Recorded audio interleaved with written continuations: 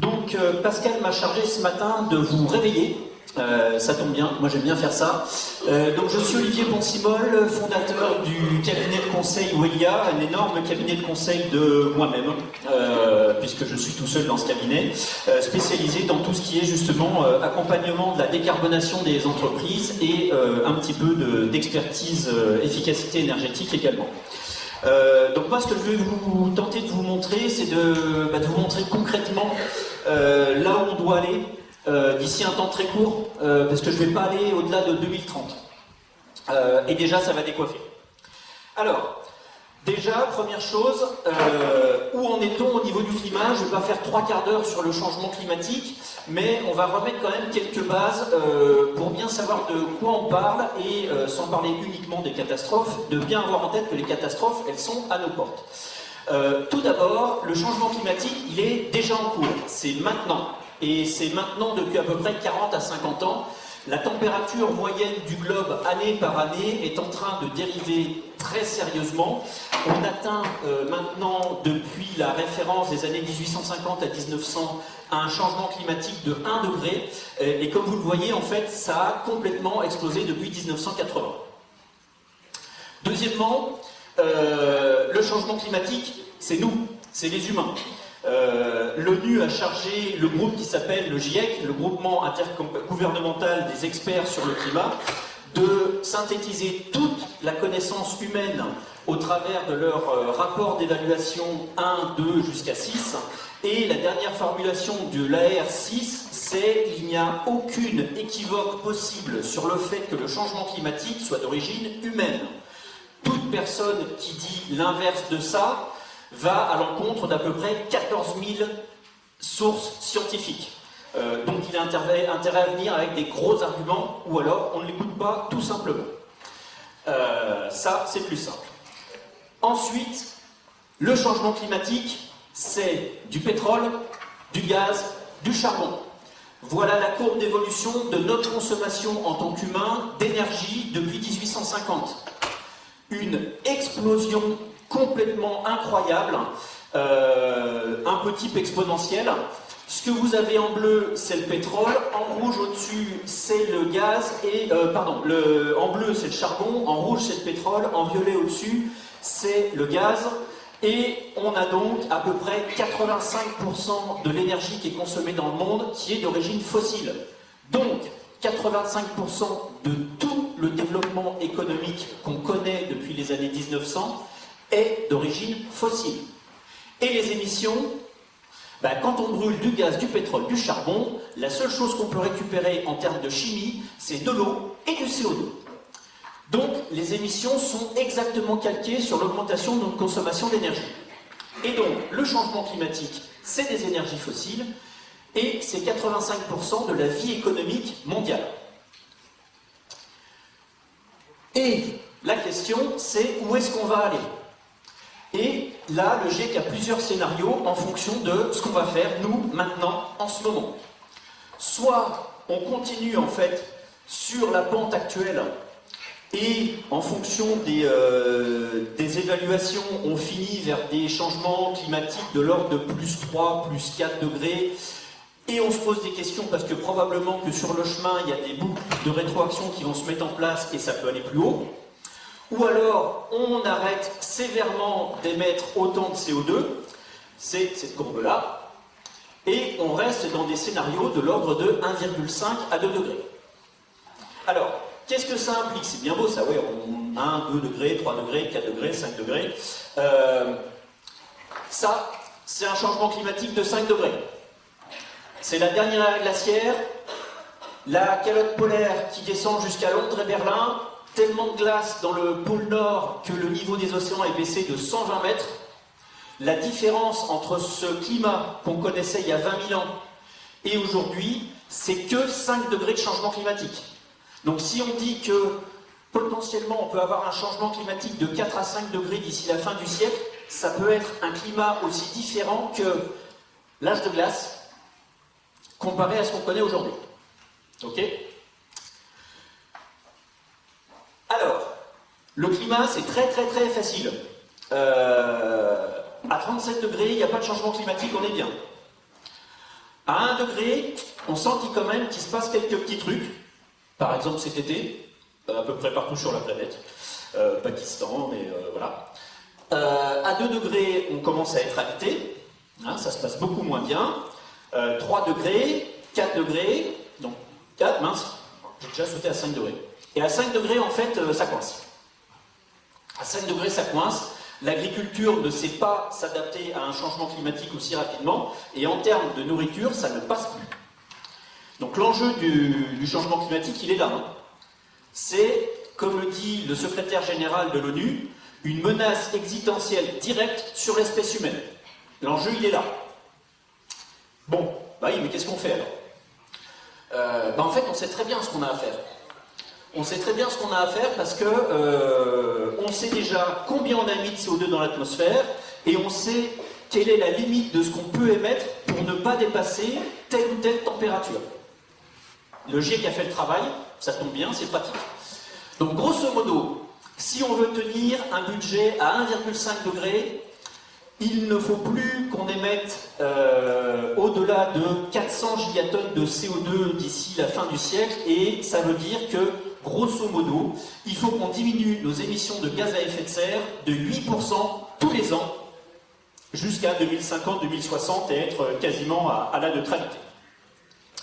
Si on veut tenir le 2 degrés, c'est de l'ordre de 2,5 à 3%. Bon, et alors, ça veut dire quoi en 2030? Eh bien, ces deux courbes en 2030, si on essaye de tenir le 1,5 degré, ça veut dire que l'empreinte moyenne dans le monde, c'est 3 tonnes de CO2 émis par personne et par an, et si on veut tenir le 2 degrés, c'est 5 tonnes. Est-ce que vous savez où on en est? En France? 10. Recalculé l'année dernière par Carbone 4, on est à 10 tonnes de CO2 par an et par habitant en France en moyenne.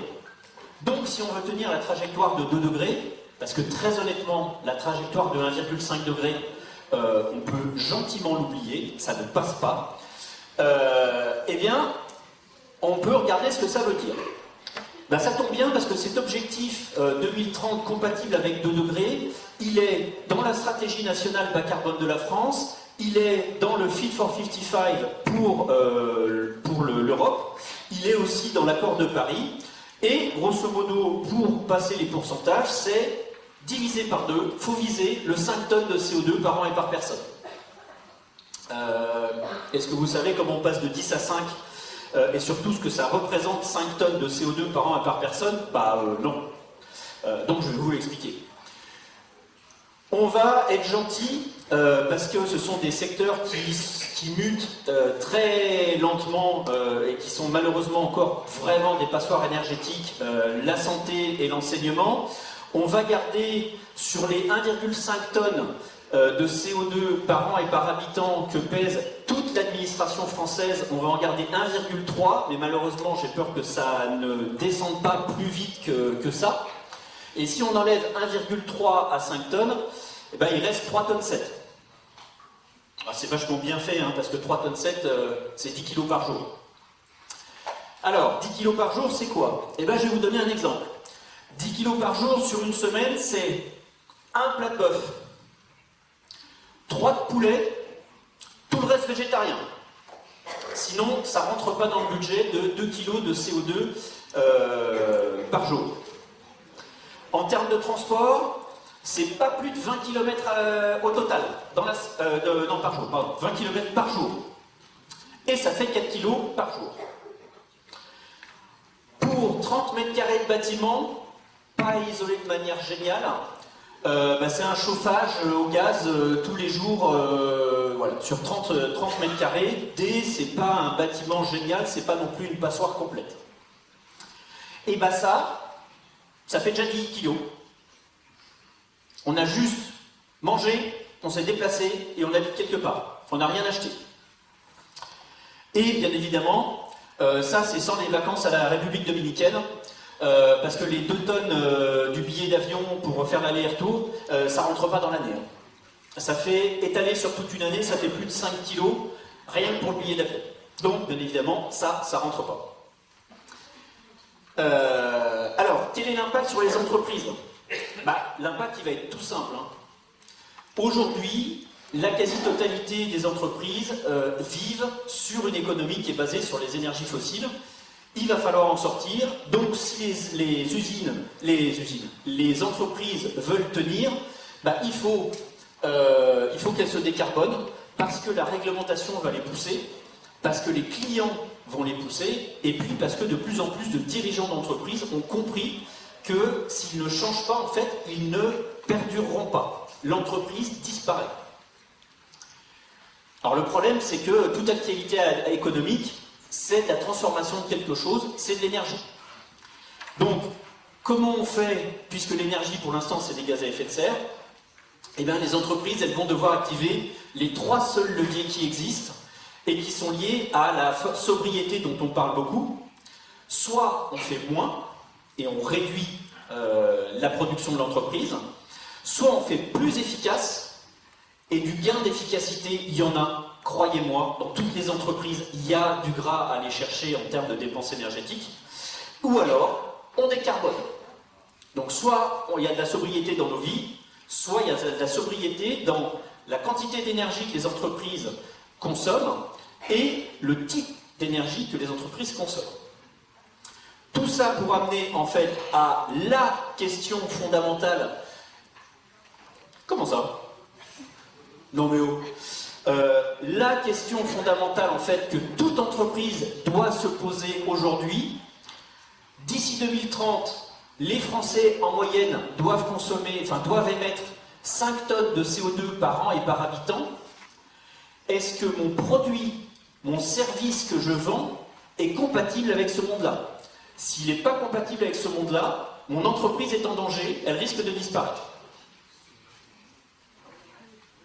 Et maintenant, je laisse la place à François pour continuer.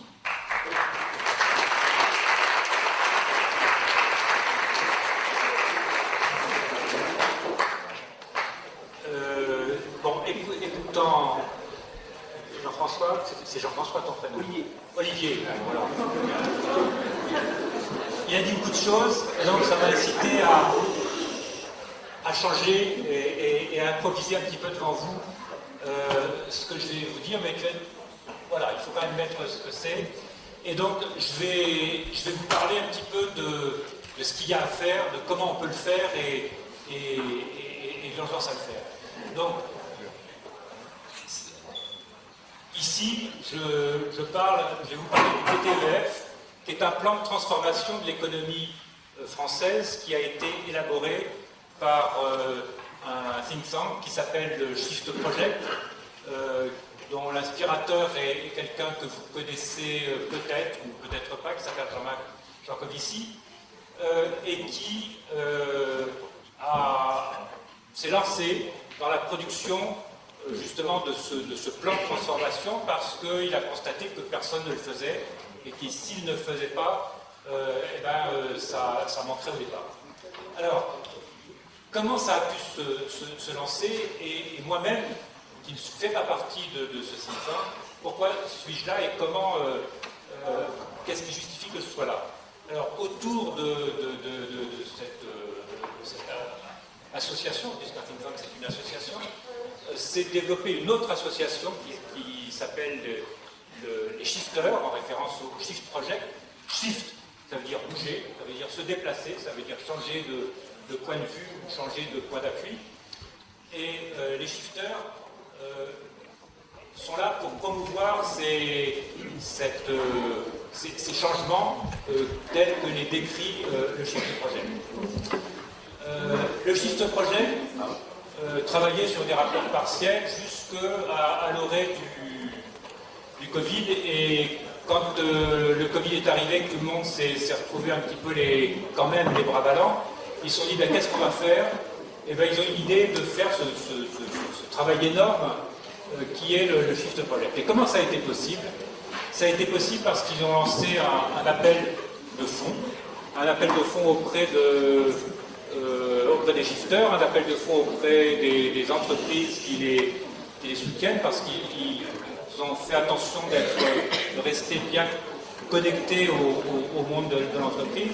Et ils ont récolté à peu près 1 million d'euros qui leur a permis de financer des salaires d'une quarantaine de personnes pendant plus d'1 an. Et c'est des gens qui avaient les formations et les connaissances qui leur permettaient de produire les résultats de ce projet dans le délai imparti. Oui, bon voilà. Voilà, tout ça pour dire que c'est aussi l'engagement des personnes qui sont concernées par ces difficultés auxquelles on va avoir à faire face, qui permettent la réalisation de ces projets. Et cet engagement, je dirais, c'est un engagement qui doit être celui de tout le monde, en fait, en réalité. Parce que, ça c'est un petit message que je passe, les politiques ont comme principal souci d'être élus et d'être réélus, et donc ils sont l'exact reflet de ce que nous sommes, nous. C'est-à-dire que si nous, je dis nous, c'est un nous collectif, et c'est un nous qui est celui de l'ensemble de la société, si nous bougeons dans nos exigences, dans ce qu'on demande, dans ce qu'on veut et qu'on l'exprime, les politiques changeront. Les politiques ne bougeront pas plus vite que nous ne bougerons, mais ils bougeront à la vitesse où nous bougerons. Donc c'est aussi par des engagements personnels tels que celui des shifters, mais celui de tous ceux qui s'engagent dans des associations qui veulent ces changements, qui veulent ce mouvement, que ça se fera. Et vous serez nécessairement, dans votre vie professionnelle et votre vie de citoyen, concerné par cette nécessité de s'engager, parce que c'est votre avenir, c'est l'avenir des enfants que vous aurez peut-être un jour, et on ne peut pas faire l'économie de cet engagement. Donc, et si moi je suis ici ce matin, c'est au titre de cet engagement que je partage avec vous. Donc, je reviens sur ce plan de transformation de l'économie française. C'est un plan qui s'est voulu systémique, c'est-à-dire qu'on a, je dis on, je n'ai pas participé à sa production, enfin très très marginalement, mais je m'assimile à ses auteurs, donc je dirais on. Et c'est un plan où on a voulu regarder ce que signifierait en termes d'emploi, en termes d'évolution des secteurs économiques, ces transformations qui sont nécessaires, elles ne sont pas inéluctables parce qu'on peut très bien ne pas les faire, mais elles sont nécessaires pour répondre aux objectifs de la décarbonation. Alors je répète quelques mots qu'Olivier a dit, c'est que cette décarbonation, alors décarbonation, c'est un raccourci qui veut dire qu'on limite nos émissions de CO2. Dans CO2, il y a 3 syllabes, dans décarbonation, il y en a 3, mais décarbonation, c'est plus rapide parce que ça fait immédiatement référence au contenu en carbone de toutes ces énergies fossiles qui sont les responsables de l'augmentation du taux de CO2 dans l'atmosphère. Donc on va parler de décarbonation. Et pour que cette dérive du climat qu'on connaît actuellement, pour que les facteurs qui la créent cessent d'agir, enfin, non, ne cessent pas d'agir, mais quand on cesse de mettre dans l'atmosphère le CO2 qui fait cette dérive du climat, il faut aboutir d'ici à 2050 à la neutralité carbone. Alors 2050, c'est 20 ans après 2030, et c'est quand même une échéance rapide, parce que 2050, on est en 2022, c'est quasiment une génération, et en 2050, vous serez bien au cœur de vos activités, et beaucoup de choses devront avoir changé d'ici là.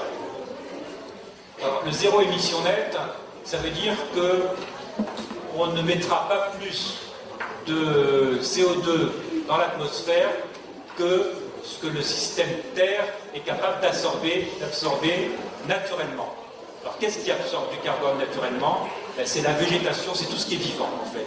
c'est l'activité du vivant qui fixe le carbone de l'atmosphère pour le transformer en éléments minéraux qui se déposent dans les sédiments.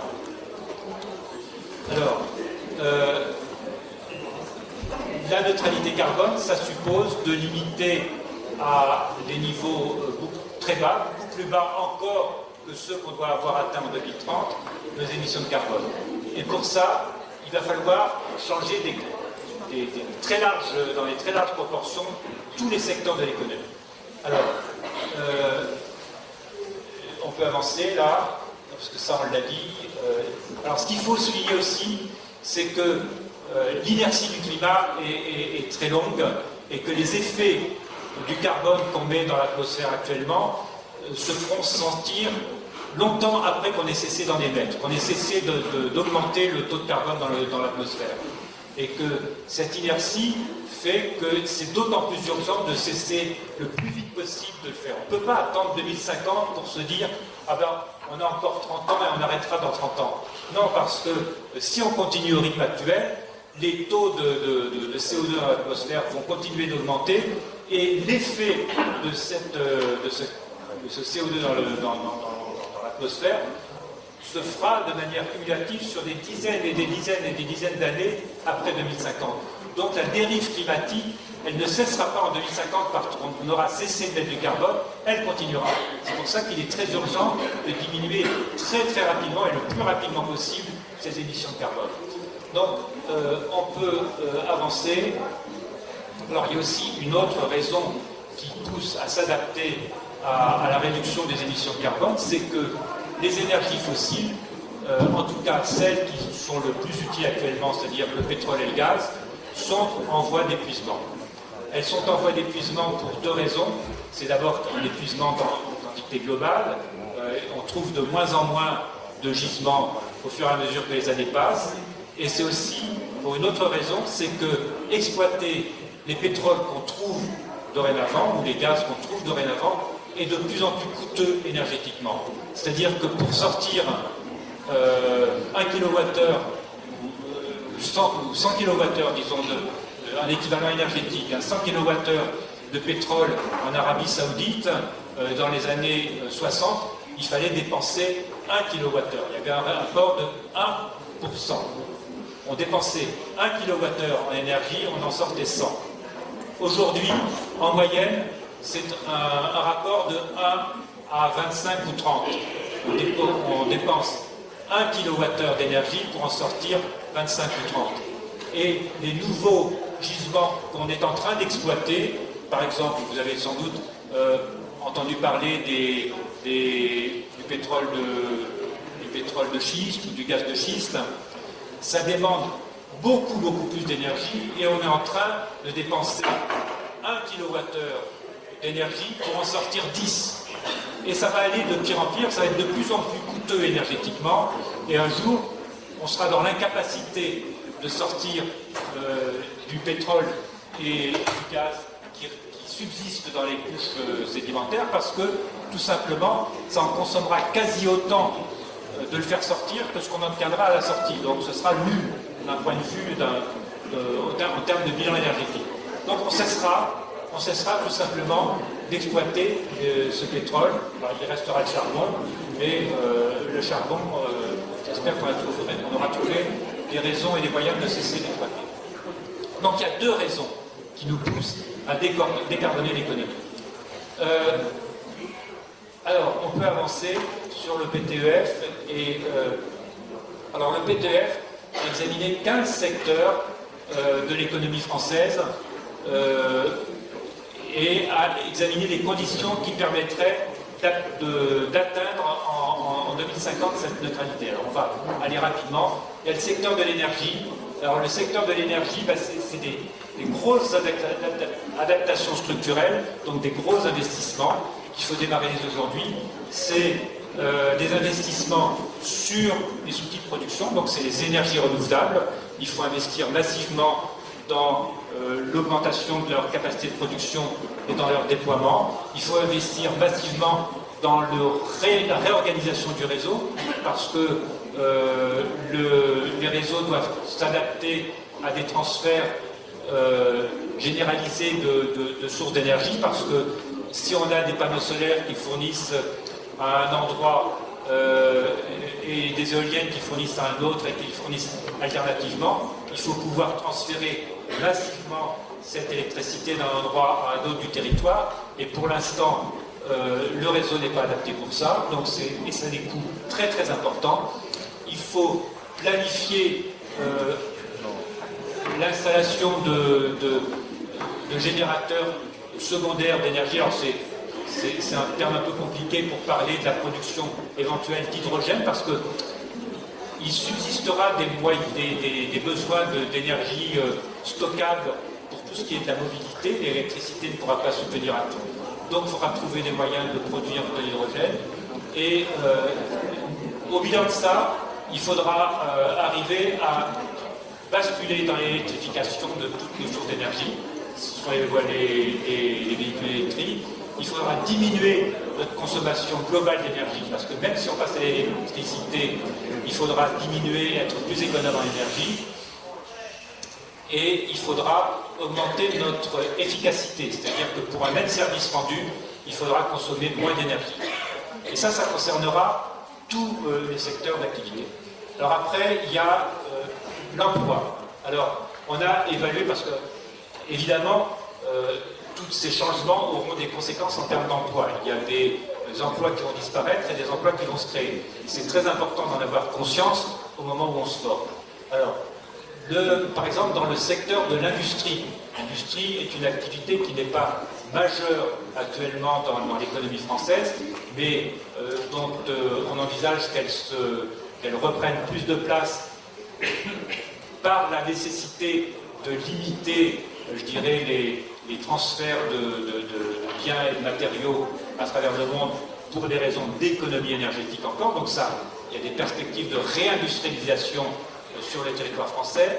Et il y a, alors si je peux rester sur la diapo précédente, on envisage des diminutions d'emplois dans le secteur de l'industrie automobile, puisque la production d'une automobile électrique demande beaucoup moins d'emplois que celui d'une automobile thermique. Diminution dans le bâtiment, parce qu'on réhabilitera beaucoup plus les bâtiments qu'on en construira de neufs. Diminution dans l'industrie du ciment et diminution dans l'agroalimentaire. Pour ce qui est de la mobilité, il y aura des diminutions dans le transport aérien, puisque très vraisemblablement on se déplacera moins. Il y aura des diminutions dans le transport routier, des augmentations dans tout ce qui est transport par ferroviaire, fluvial et vélo. Il y aura alors tu peux avancer,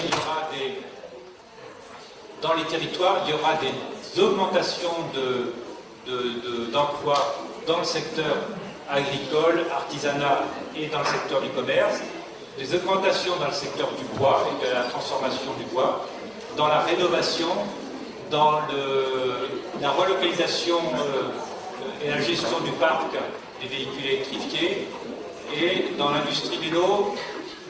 Donc il y a des secteurs industriels qui vont être en croissance et qui vont. Alors on va voir ce que ça aboutit pourquoi ça aboutit en termes de bilan d'emploi.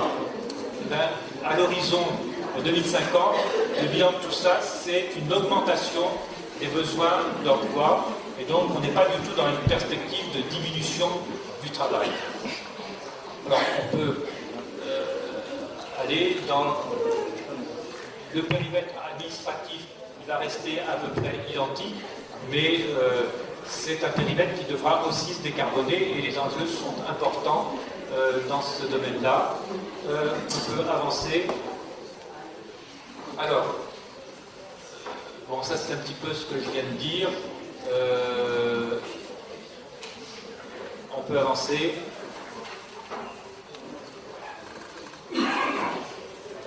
Alors, il y a bon, je vais un petit peu quitter cette présentation.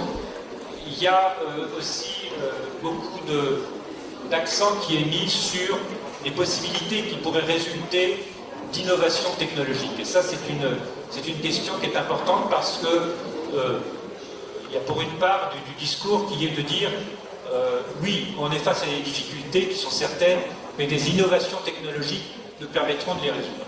Alors ce qu'il faut comprendre, c'est que les innovations technologiques, ça existe, mais que ça ne se diffuse pas instantanément dans le monde économique, et que bien souvent, les temps de diffusion se chiffrent en dizaines et des dizaines d'années, parce que d'abord, une innovation technologique, il y a un temps de maturation, c'est-à-dire qu'elle est d'abord une perspective technique qui ne devient réellement efficace qu'au bout d'un certain temps.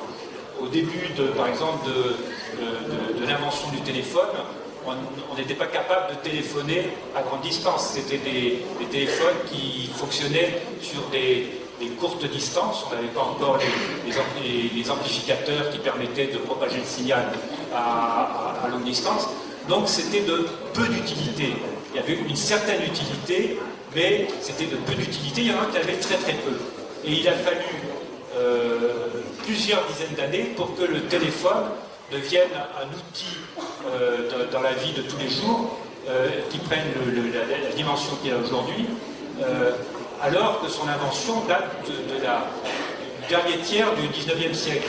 Donc on se rend bien compte qu'entre le moment où une innovation technologique se fait jour et où le moment où elle est déployée massivement et qu'elle transforme effectivement la société, il se passe un temps très grand, et les échéances auxquelles on doit faire face, les échéances temporelles en face desquelles on est, sont tellement proches que malheureusement on ne peut pas trop compter sur la diffusion massive d'innovations technologiques qui serait capable de répondre aux besoins de décarbonation qu'on devra atteindre.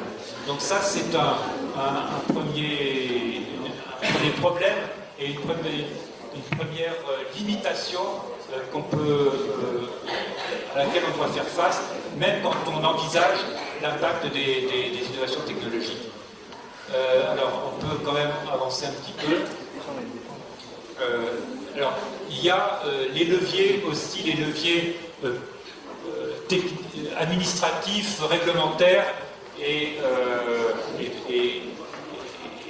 au niveau de la consommation. Alors, dans un atelier, je parlerai d'un autre aspect du travail associatif que je fais, qui est sur l'innovation en termes de leviers sociaux et économiques pour accélérer l'innovation.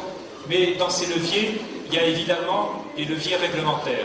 Alors, les leviers réglementaires, ils sont importants parce qu'il y a tout un tas de secteurs qui demandent d'avoir des visions à long terme pour pouvoir bouger. Par exemple, on peut parler du secteur de la construction, du secteur du bâtiment. Effectivement, quand on construit une maison, quand on construit un immeuble, il y a une durée de vie qui est de 50 ou 60 ans. Donc très très vite, il faut mettre en œuvre des dispositifs qui feront que ce qu'on construit aujourd'hui, ce qu'on produit aujourd'hui et qui sera encore en service dans 20 ou 30 ans, doit très vite être conforme aux objectifs, aux nécessités qui seront les nôtres dans 20 ou 30 ans. Donc la réglementation forte est indispensable. Mais il y a aussi, bon, je crois que je vais m'arrêter parce que j'ai déjà parlé pendant un certain temps. Voilà, donc ce plan de transformation de l'économie française, si ça vous intéresse, il est accessible sur le net. Vous tapez PTEF et vous verrez qu'il y a une série de rapports sectoriels. Il y a des rapports sur la culture, des rapports sur la santé, des rapports sur le transport qui détaillent pour chacun de ces secteurs les impacts et les conditions de cette transformation qui permettront d'atteindre la neutralité carbone en 2050. Merci bien.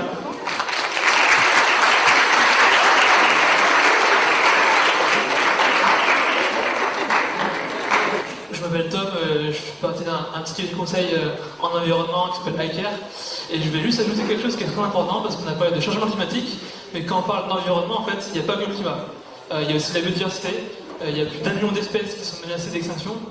C'est important parce qu'en fait, il y a des bonnes solutions pour le climat qui ne sont pas forcément des bonnes solutions pour la biodiversité ou pour les ressources. Voilà. Il y a aussi la question des ressources. Les ressources, on a les extraire souvent des pays du sud global, soit en Asie, soit en Afrique, etc. Donc il y a aussi des questions un peu sociales et géopolitiques qui se posent à travers ça. L'idée, c'est pas de construire des SUV électriques et d'avoir toujours plus de voitures, c'est aussi se questionner en fait sur le rôle de la voiture, donc c'est des choses sur ça. Et finalement, l'environnement, c'est aussi finalement la santé, la qualité de l'air. Quand on habite près d'une autoroute, près d'un incinérateur, il y a aussi des conséquences sanitaires qu'il y a sur ça. Donc finalement, c'est important quand on parle d'environnement d'avoir une approche qui est multicritère, pas que carbone. Le biocarbone, c'est bien. Il y a l'urgence climatique, il y a aussi l'extinction de masse. On a près de, je parlais d'un million d'espèces, il y a de nombreux écosystèmes qui vont disparaître. Donc ça, c'est aussi important à avoir en tête. Voilà. En attendant que le prochain intervenant prenne la parole, je pense que l'environnement, c'est une multitude d'enjeux, et finalement, on pense que c'est loin de nous. On se dit, au Pakistan, au Vietnam, ailleurs, c'est loin de nous, mais en fait, on voit le changement climatique, c'est déjà maintenant, et finalement, on va le ressentir. La pandémie, la cause, c'est vraiment la zoonose, c'est des espèces qui ont migré, qui ont transmis des maladies. Donc ça, c'est aussi à avoir en tête. Voilà. Oui, bonjour, Michael Hébrun, je dirige une agence locale de l'énergie du climat. J'interviendrai tout à l'heure dans un atelier. On sent l'envie de participer, donc c'est très bien, on va pouvoir participer tous ensemble dans les ateliers. Il se trouve que, pour l'anecdote, j'ai 50 ans et j'ai 2 filles qui sont, comme vous, en première année d'université. Et en discutant à la maison, je leur ai dit un jour, dans votre vie, vous n'aurez plus de téléphone portable. Parce qu'avec ce qu'on vous a raconté, avec la question de l'énergie, du climat, des ressources, un jour, dans votre vie, le téléphone portable, ce sera trop cher à produire, trop compliqué à produire. Il n'y aura plus les matériaux, il n'y aura plus les gens pour le faire. C'est en ça que ça vous concerne. Et ça concerne tout le monde, ça concerne tous les métiers. Vous êtes dans des filières différentes, certaines techniques, certaines sociales, vous allez tous être concernés. Vous avez 20 ans, vous avez 40 ans à travailler, 45 ans à travailler, vous allez être concernés.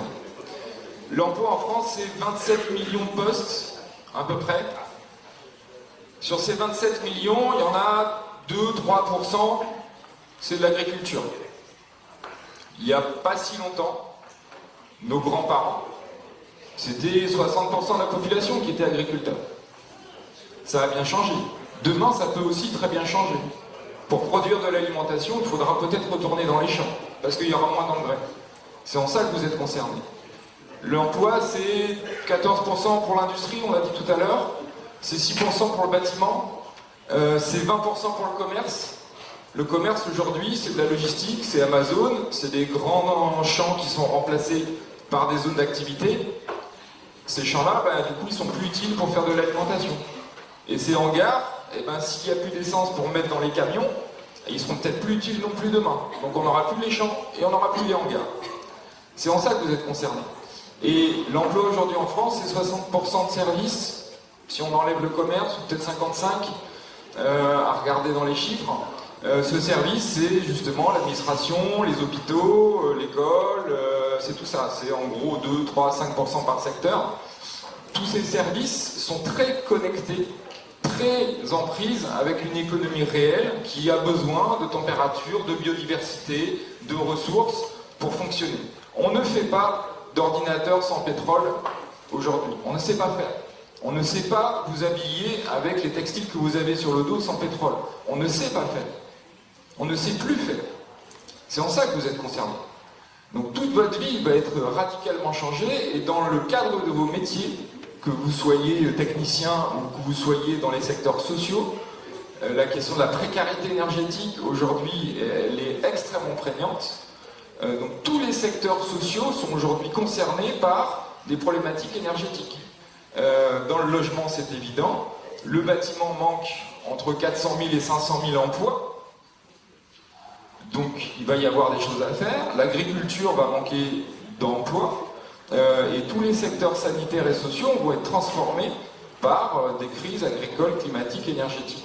Donc voilà, nous tout à l'heure, on interviendra dans un groupe de travail sur la ville et comment la ville aujourd'hui s'adapte à ces questions-là, puisqu'en tant que directeur d'une agence locale de l'énergie, et ben justement, je vais peut-être combler un tout petit peu, mais je suis en lien avec les élus et en lien avec les services techniques et les administrations centrales, mais on est aussi en lien avec les habitants, puisqu'on s'occupe de rénovation thermique, justement, donc je pourrais témoigner de ce que font l'équipe, ce que fait l'équipe en termes d'accompagnement, de sensibilisation, d'information et de maîtrise technique.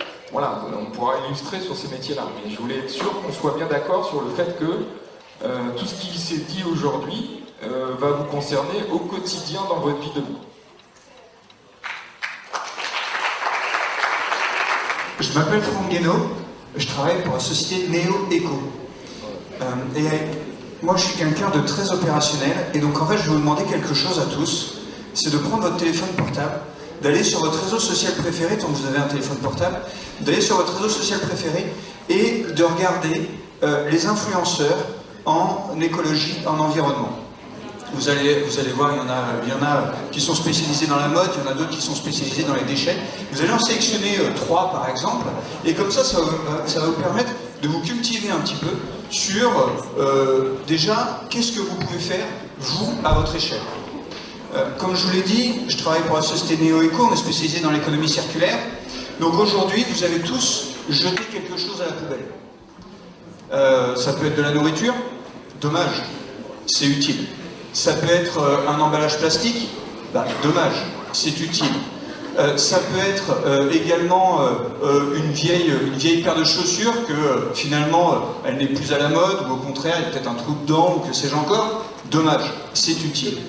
Et donc, l'idée, pourquoi est-ce que je vous demande de prendre votre téléphone portable et de vraiment sélectionner les influenceurs dans ce domaine, c'est qu'on a tous besoin de se cultiver, on a tous besoin de regarder comment chacun, on peut être acteur pour le monde qui va être forcément différent.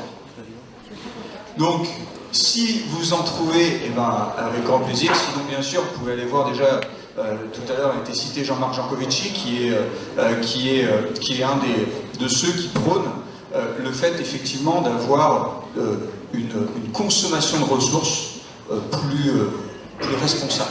Quand on parle de ressources, c'est matière, bien sûr, c'est énergie, c'est tout ça. Bref, je vous laisse aller voir ces influenceurs. Vous pouvez en sélectionner 3, pas la peine d'en sélectionner une dizaine, hein, mais au moins ça va vous permettre de vous cultiver un petit peu sur le sujet. Une autre question également pour vous. Vous avez vu là, on vous a parlé de bilan carbone, on vous a parlé de baisse du CO2, je ne sais pas si ça vous parle, moi personnellement, ça ne me parlait pas il y a encore 4 ans de ça. Donc vous, j'imagine que ce n'est pas forcément le cas. Néanmoins, qu'est-ce que vous faites aujourd'hui pour réduire votre impact sur la planète? Est-ce que certains déjà ont mis en place quelques actions personnelles? Oui, j'ai entendu un oui, c'est-à-dire?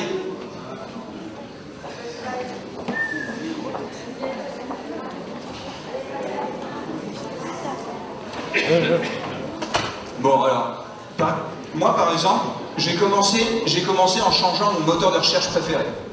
Je suis allé sur Ecosia. Qui connaît Ecosia ici? Voilà, ça c'est beau. Voilà, bah déjà, vous voyez, vous êtes plus d'un déjà à dire que vous faites quelque chose pour la planète, et ben c'est très bien. Est-ce que là aussi, il y en a qui préfèrent venir en trottinette électrique plutôt qu'à pied ou prendre sa voiture? Oui? Non, c'est beaucoup mieux de venir à pied, c'est une petite question piège justement. Ouais. Pardon? Bravo, voilà, exactement, effectivement, vous avez raison. Utilisez la force mécanique. Utilisez la force mécanique du corps, celui que vous avez, c'est beaucoup mieux que d'utiliser un autre transport, quel qu'il soit. Oui. Alors là, je voudrais légèrement contredire mon prédécesseur. Le mode de transport le plus efficace en termes de déplacement, c'est-à-dire celui qui permet d'aller plus loin avec le moins d'énergie possible, c'est pas la marche à pied, c'est le vélo. C'est le vélo qui transforme le plus efficacement 100 grammes de nourriture en kilomètres de déplacement. Et alors moi je voudrais, puisqu'il s'agit de meubler, vous parler d'une autre question, qui est la question souvent évoquée. Est-ce que l'économie de demain sera une économie décroissante, c'est-à-dire une économie en réduction ou pas? Et en fait, cette question est très mal posée, et dès qu'on la pose dans des termes qui sont ceux des instruments de mesure actuels, qui sont des instruments de mesure financiers, on n'aura jamais la bonne réponse.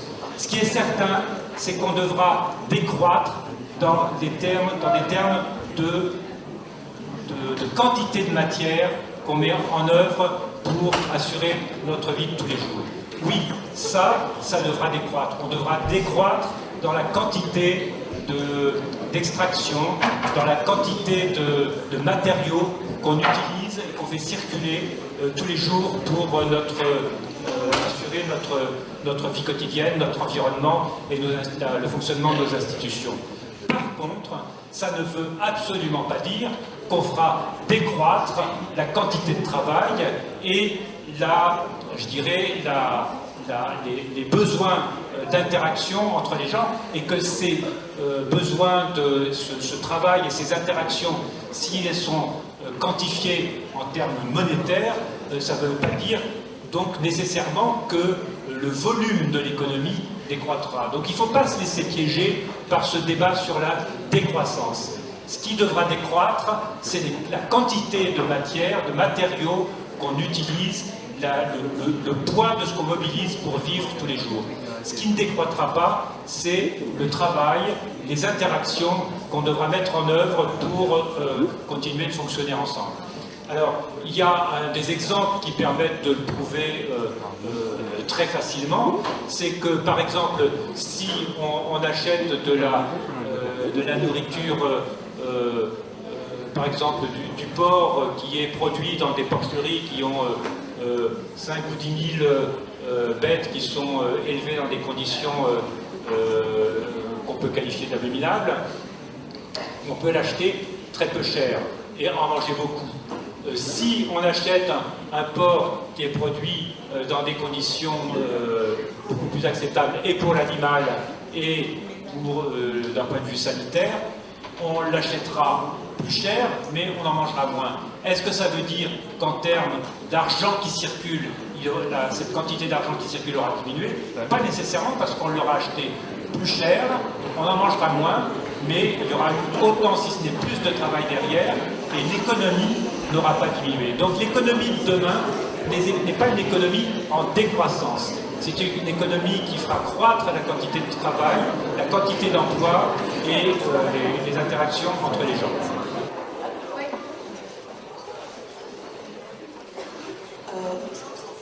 J'ai une question. Grosso modo, je me dis, c'est quand même nous les principaux concernés par rapport à l'écologie et au changement climatique.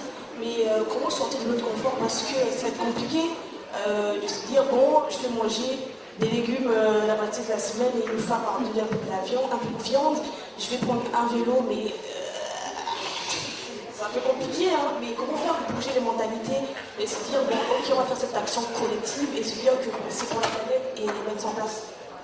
Alors ça c'est une très bonne question, et il se trouve, alors je vais peut-être même donner le micro à Nathalie et Pascal, parce que c'est tout l'enjeu en fait de l'atelier 3, de l'atelier 4, c'est la sensibilisation en fait de tout le monde, et c'est pour ça qu'il y a autant, il y a le shift, il se trouve qu'en fait en plus de nos métiers, on est plusieurs ici à être membres de Citoyens pour le climat. Il y a des tas d'associations, il y a Tom qui a longtemps œuvré pour Avenir Climatique. Il n'y a pas que les métiers en fait qui vont pouvoir amener cette transition, c'est un changement de toutes les habitudes de toute la population. Et ça se fait en s'accompagnant et en expliquant les choses. Il y a un sondage Ipsos qui est sorti cette semaine, il y a encore 40% des Français qui ne pensent pas que le changement climatique, c'est l'homme. Donc tant qu'on est sur des niveaux de non-compréhension comme ça, par manque de communication, par manque de traitement correct de ces sujets dans les médias, dans tous les niveaux de la société, ça ne bougera pas. Et donc, il faut à la fois penser au métier que vous allez faire et à côté.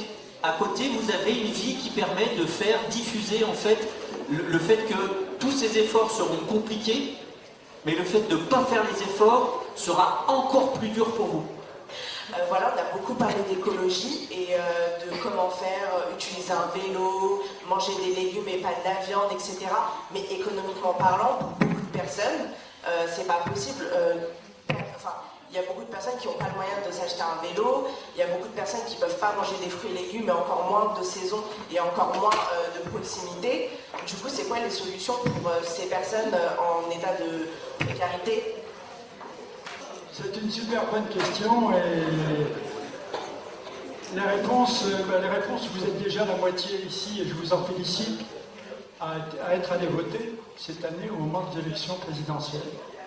Parce que quand on fait de l'écologie ou quand on s'engage, il faut aussi penser à faire de la politique, à s'engager politiquement.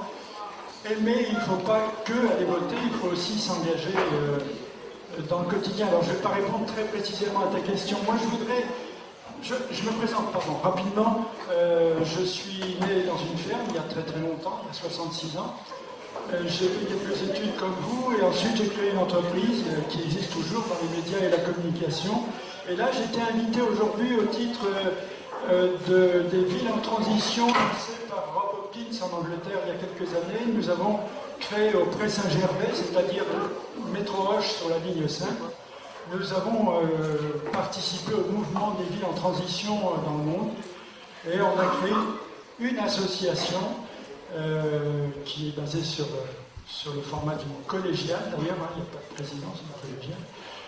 Et je vais très rapidement vous parler de Rob Hopkins, qui est un monsieur qui a fondé ces associations qui donnent beaucoup de gaieté et beaucoup d'espoir au monde d'aujourd'hui. Pourquoi? Parce que chacun d'entre nous a le pouvoir réellement de refaire le monde, tout simplement, en laissant aller, en laissant faire son imagination.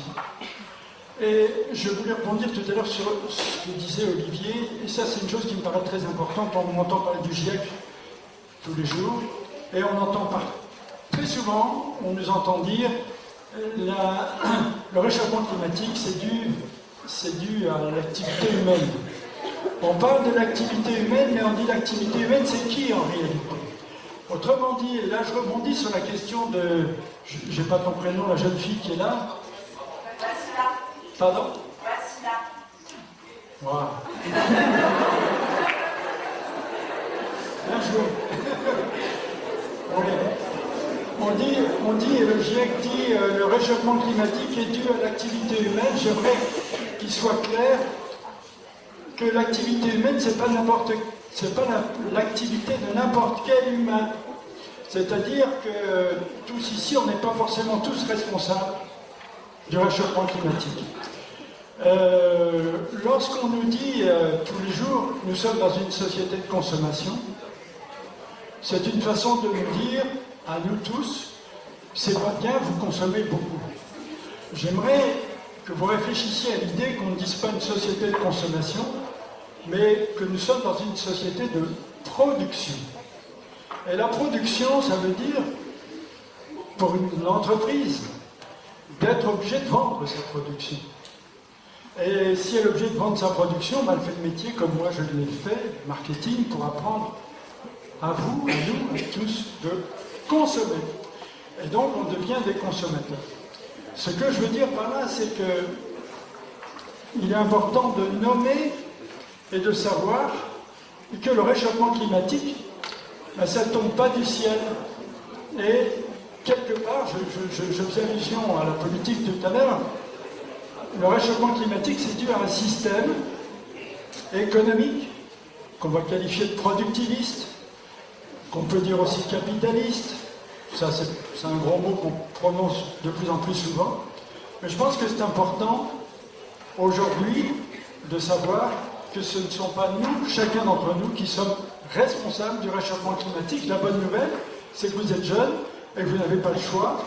vous avez la grande chance de devoir tout changer. Quand j'avais 10 ans, on n'avait pas de téléphone portable, j'avais les pantalons de mon frère, j'avais 2 paires de chaussures terminées, on était très heureux, on faisait des cabanes. Il n'y a pas de problème, vous n'aurez pas de problème. Quand monsieur disait que ses filles n'auraient plus de téléphone, vous pouvez bien imaginer, et vous le savez très très bien, qu'on est beaucoup mieux avec un copain qu'avec un téléphone portable. L'avenir, ce n'est pas le téléphone portable. L'avenir, c'est la relation sociale. Pour revenir 2 minutes en RoboKids, après je vais te laisser le micro, l'idée, c'est de partir à la petite échelle de son quartier, de sa ville, et de savoir véritablement qu'est-ce que l'on peut faire pour créer les moyens de la résilience. Aujourd'hui, on parle beaucoup de la résilience, mais c'est effectivement qu'est-ce qu'on peut faire au quotidien pour résister à ce qui nous arrive. Ça veut dire se regrouper, créer comme on l'a fait au Pré Saint-Gervais. On a lancé une monnaie locale avec Montreuil, on a lancé du compost local, on a lancé des soupes populaires, on a lancé un certain nombre de choses avec l'entraide. Et c'est ça, c'est un petit peu les mots-clés aujourd'hui qu'il faut entendre. Je te passe le micro. Une autre question étudiante? Donc, moi, l'année dernière, avec des amis, avec des lycéens, on a monté un groupe dans mon lycée pour voilà, évoquer les questions écologiques. On a fait une manifestation quand il y avait un appel à l'échelle nationale. On était 300 et ce qu'on a fait, c'est qu'on a monté un groupe de discussion entre lycéens pour réellement remettre en cause les choses, etc. Parce qu'on a eu des discours de professeurs qui nous disaient que c'était nous les coupables, entre guillemets, parce que c'est nous qui consommons, c'est nous qui... etc. Par exemple, il faudrait réduire sa consommation de coton-tige, parce que ça pollue, etc. Alors effectivement, oui, il faut qu'à l'échelle individuelle, on évite de consommer énormément, mais j'ai des chiffres avec moi, parce que justement, on avait rédigé beaucoup de choses, etc. Parce que, voilà... Alors, d'après un rapport de l'ONG Oxfam en 2020, les 1% les plus riches de la planète émettent à eux seuls 2 fois plus de CO2 que les 50% les plus pauvres. Et pourtant, on ne remet pas en cause ça. Et voilà, je voudrais juste éveiller les gens qui sont ici, les grandes industries, etc., la surproduction, le capitalisme.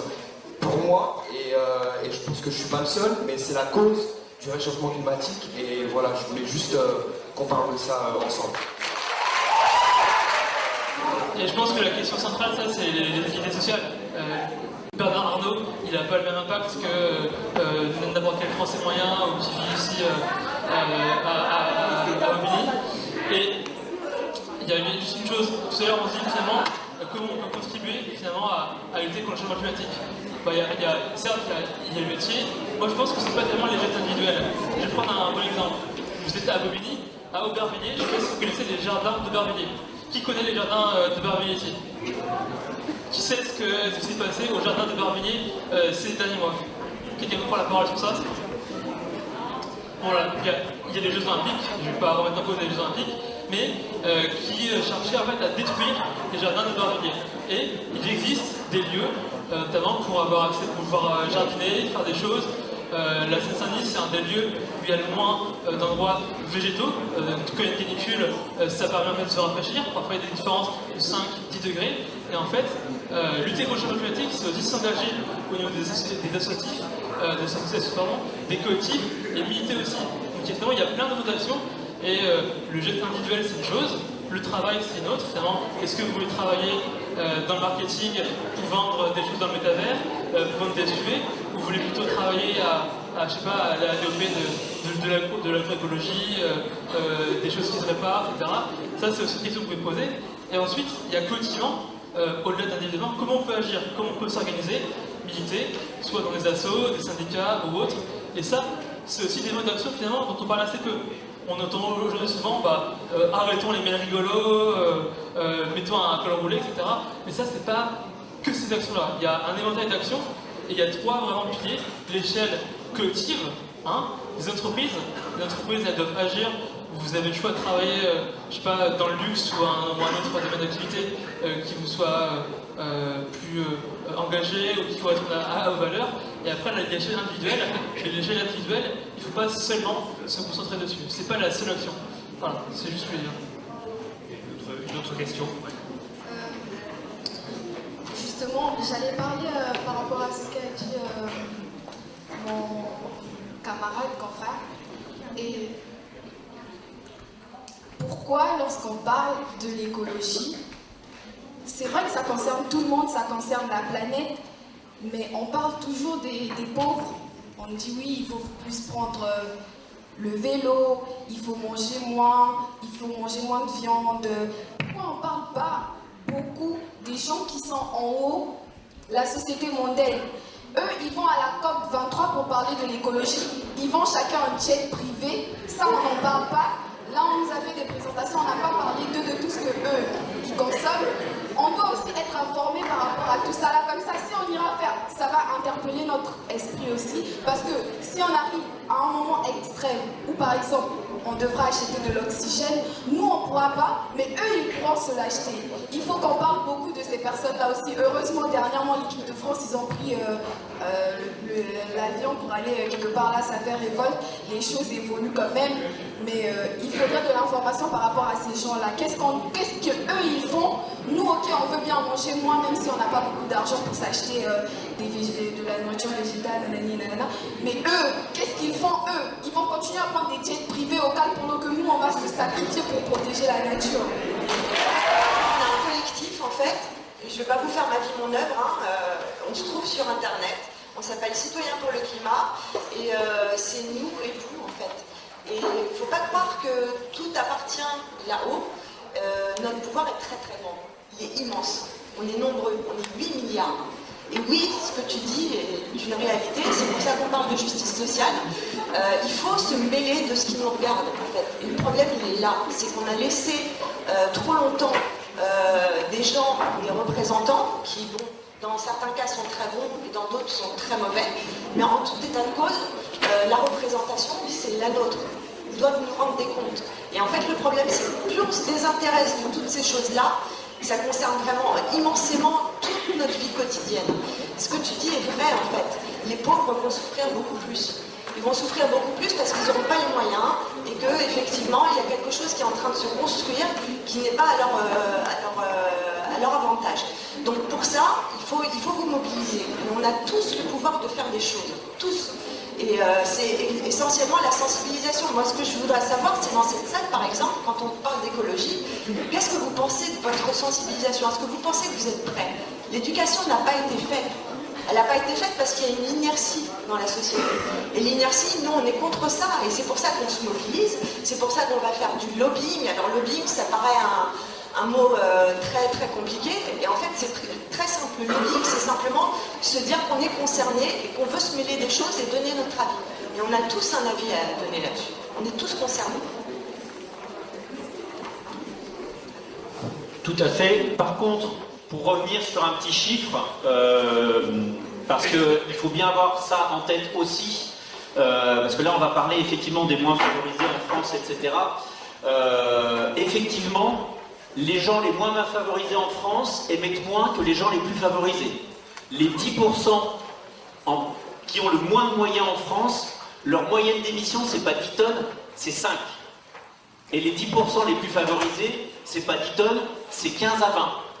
Mais tous les Français qui sont au niveau du SMIC et au-dessus sont déjà trop en émission. Donc oui, bien évidemment, il faut s'occuper de ceux qui ont une vie à 500, 1000, 1500 tonnes de CO2.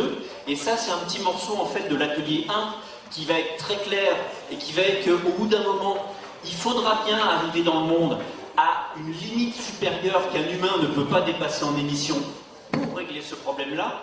Il faut quand même que vous ayez bien en tête que 90 à 95% des Français sont au-dessus déjà des 5 tonnes et que même s'il y a un certain nombre de milliardaires qui eux vont devoir baisser, la grande partie de la population, 50-60 millions de Français avec une empreinte qui est trop haute, va aussi devoir baisser.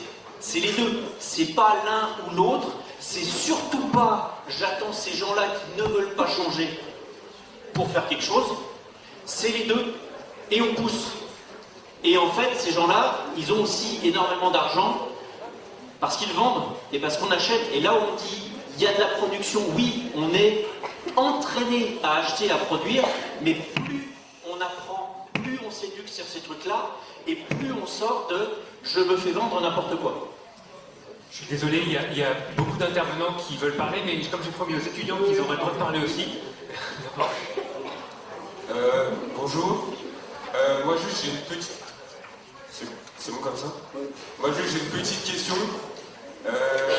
Déjà merci d'être venu. Mais en fait le truc c'est que...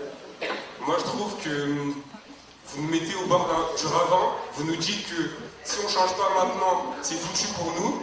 Alors qu'en fait c'est votre génération à vous qui nous ont laissé cette planète-là.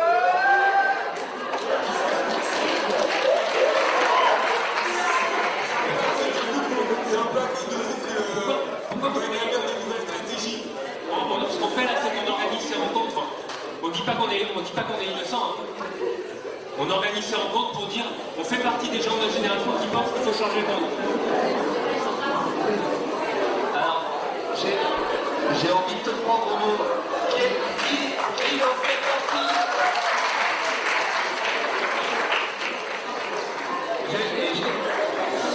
Alors, j'ai envie de vous prendre au mot. Qui dans cet amphi a acheté des baskets Nike, Adidas, des t-shirts?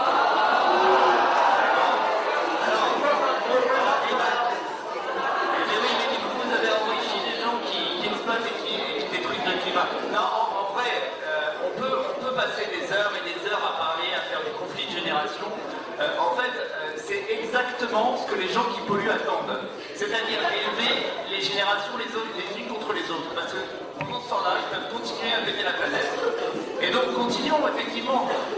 Nous, effectivement, les intervenants que vous avez ici, même si mademoiselle rit juste devant moi, les intervenants que vous avez ici passent de leur temps bénévole, pour venir justement essayer d'expliquer les problèmes.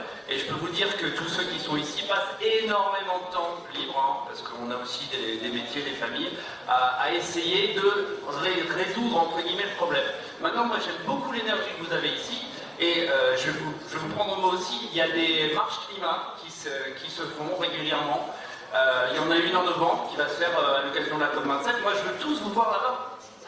Si vous êtes concernés, il y en aura à Paris, il y en a un peu partout dans le monde.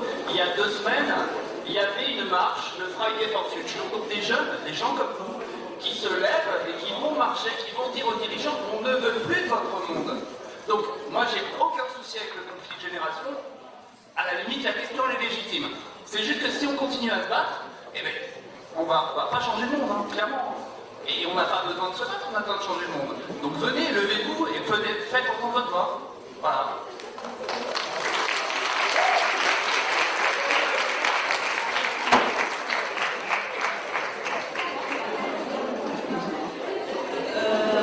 C'est juste pour revenir sur tes propos, Kalidou. En vrai, je suis un peu d'accord, mais pas trop non plus, parce que tu pars du principe que l'ancienne génération, elle a entre guillemets fait n'importe quoi et c'est à nous d'en payer les pots cassés. Mais si on continue sur ce raisonnement, on va continuer à détruire et à donner à la génération d'après en leur disant bon bah maintenant c'est à vous de faire le taf. Autant qu'on se bouge dès maintenant.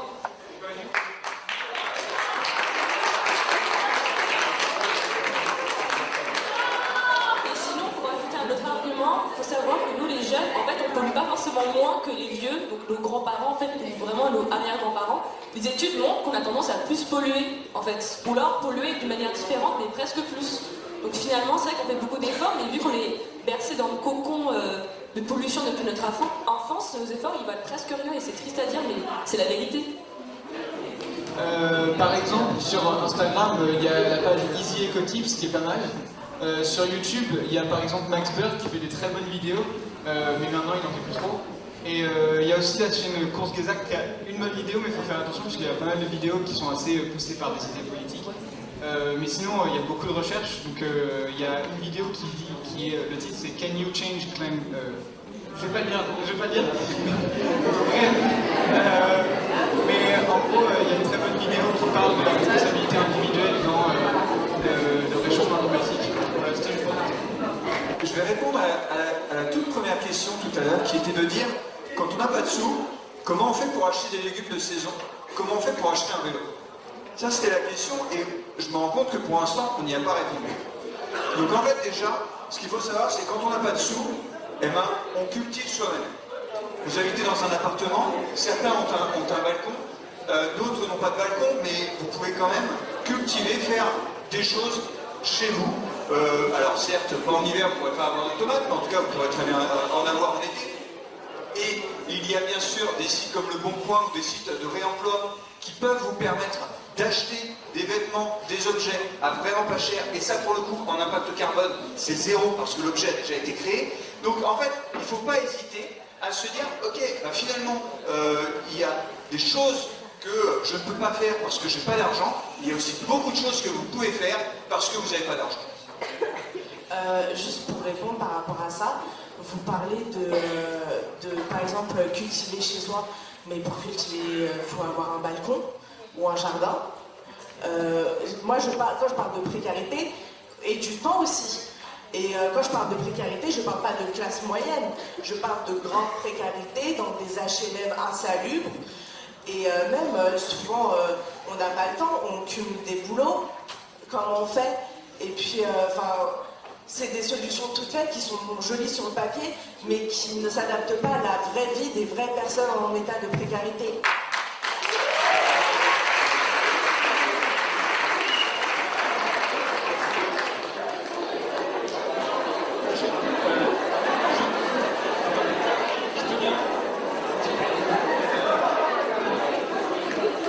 Je voudrais dire un autre truc aussi. On nous parle de dire d'acheter des vélos, mais je sais pas si vous savez aujourd'hui, pour ceux qui veulent acheter des vélos, l'État a mis un truc, c'est qu'en fait, on peut acheter son vélo, on peut se faire rembourser à la moitié. C'est du 15 août jusqu'au 31 décembre. Du coup, si vous voulez acheter des vélos, c'est le moment. Et aussi, on nous dit ouais, plantez vos trucs et tout. Moi, je suis pas d'accord. Voici là, elle a raison.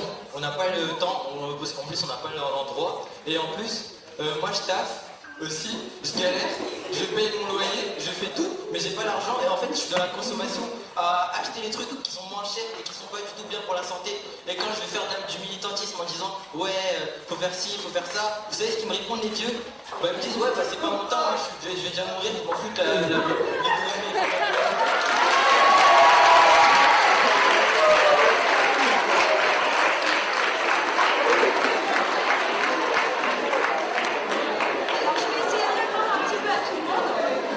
J'ai bien compris en fait. Écoutez-moi, je vais essayer de vous répondre. S'il vous plaît. En fait, je me rends compte que vous avez plein de griefs, vous avez plein d'idées, vous n'êtes pas content du tout. C'est juste ce qu'il faut en fait. C'est juste ce qu'il faut et en fait, on est comme vous. Ce monde-là, il est pourri jusqu'à l'os. Il faut le refaire de fond en comble.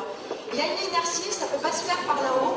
Ils ne sont pas motivés, ils n'ont pas d'idées, on en a nous. Il faut aller les secouer. Donc il faut aller les secouer, il y a plusieurs méthodes. Nous on en a plein. Alors il y a les mobilisations dans la rue. Bon, moi je ne suis pas une grande à trouver avantage à ce genre de choses, ça a eu une utilité à un moment donné. Je pense que maintenant on doit franchir une marche. Et donc il y a d'autres méthodes. Les autres méthodes, c'est de s'unir, de bien penser que personne n'est un modèle. On a tous plus ou moins des capacités, on a tous plus ou moins des choses à dire. Il y a des gens qui vont peut-être prendre l'avion, mais qui par ailleurs n'ont pas eu d'enfants, ou qui par exemple ne mangent pas du tout de viande. C'est pas des gens à prendre en exemple forcément. Tout le monde peut faire quelque chose. Et alors du coup, si on peut s'unir, eh ben, on peut faire du lobbying, on peut faire de l'interpellation politique, on peut les secouer. Des gens tout seuls font des choses hallucinantes, sans personne. Je peux vous le prouver, hein, moi, j'ai des exemples à l'appel. Donc il ne faut pas heurter les générations les unes avec les autres. Vous avez des gens qui sont ultra motivés, qui sont retraités, et il y a des jeunes qui en ont rien à battre. Mais tout ça, ça concerne tout le monde. Donc il faut qu'on s'unisse, il faut qu'on se parle, il faut qu'on fasse les choses ensemble. Et oui, on va le changer ce putain de monde, parce que tout ce que vous avez écouté partout, c'est qu'il y a un effondrement total et qu'il n'y a pas d'espoir. C'est faux, il y a des espoirs. Il y a un espoir, mais l'espoir il est ensemble. à faire des choses ensemble.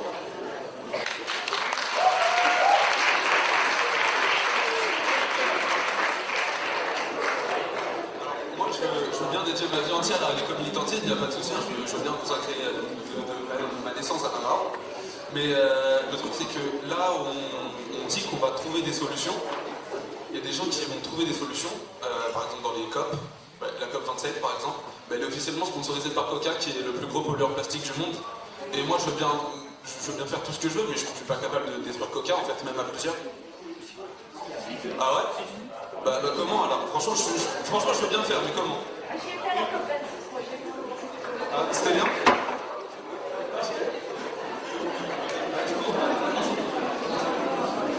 Je voudrais à cet instant du débat répondre sur les personnes qui nous ont interpellés sur la question des précaires et de la responsabilité qu'on serait censé leur faire porter. En fait, il faut être clair. Les précaires, les gens qui vivent dans la précarité, répondent d'ores et déjà aux exigences de sobriété qu'on peut exiger de tout le monde. La question n'est pas là. La question n'est pas de s'adresser aux précaires et de leur dire faites des efforts. Non, ils font, mais parce qu'ils sont contraints, ils font des efforts auxquels tous on devra être contraints. Ce qu'il faut interroger, par contre, c'est l'imaginaire et les idéaux de consommation qui sont ceux de nous tous et qui sont ceux, je dirais, d'une vie moyenne. Parce qu'une vie moyenne, on peut prendre le revenu moyen, les Français moyens, c'est déjà un mode de vie et un mode de consommation qui va au-delà de ce qu'on devrait faire. Donc, il faut se dire, la vie que je veux mener, la vie que je rêve de mener, il faut apprendre à considérer que ce n'est pas la vie que la publicité nous apprend à considérer comme étant la vie souhaitable. C'est une vie où on prend d'autres plaisirs que les plaisirs qu'on nous inculque, que les plaisirs qu'on nous apprend à considérer comme désirables.